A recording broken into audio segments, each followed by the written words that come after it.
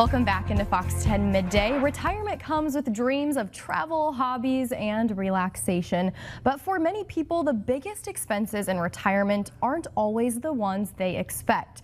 And joining me now to discuss the hidden costs of retirement is Chris Burns with Burns Estate Planning and Wealth Advisors. Chris, welcome back to the show. Thank you for having me. All right, let's jump straight into it. What should retirees be prepared for when it comes to those hidden expenses? When we think of hidden expenses, most people kind of discount what not the income, but the expenses are going to look like inside retirement, right?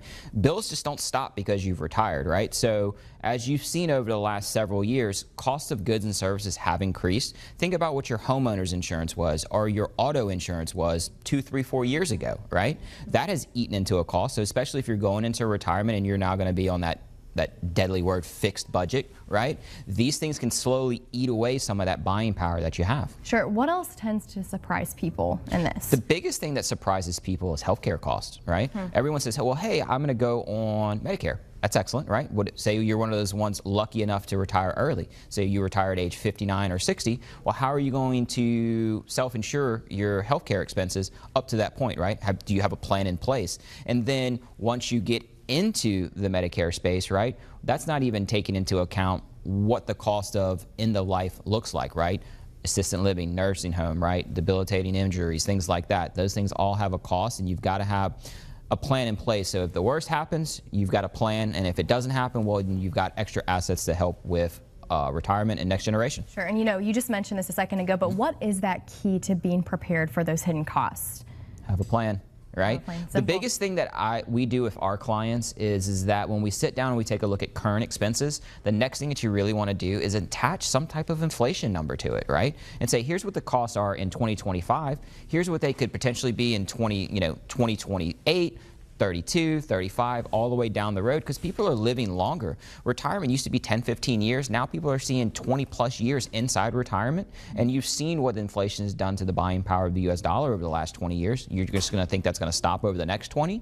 So being able to forecast some of that into a retirement plan will kind of let you know, hey, we may need more income at this date and time down the road. So the longer you have between that, the more tools that you have to be successful. Very good. You work with these retirees face to face. Yep. What are some of those hidden costs that often surprise your clients? So the big thing that surprises our clients is really just how are we going to fund healthcare if we want to retire early? Because I've never spoke to anyone that says, hey, I want to retire later in life, right? Everyone wants to get there sooner. It's the race, right? Well, you're lucky enough to finish that race a little early.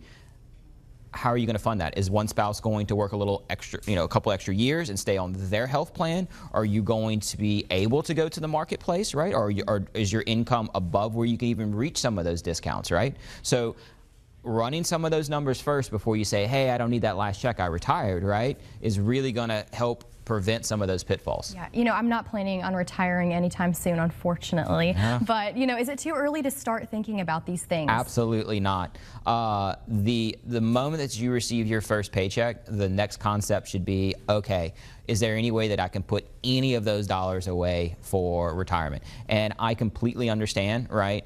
Costs in goods and services are increasing. Wages are kind of flat, right? So people's dollars are having to get stretched longer. And some of the things that always get pushed back, well, I'll do that later. I'll do that later, right?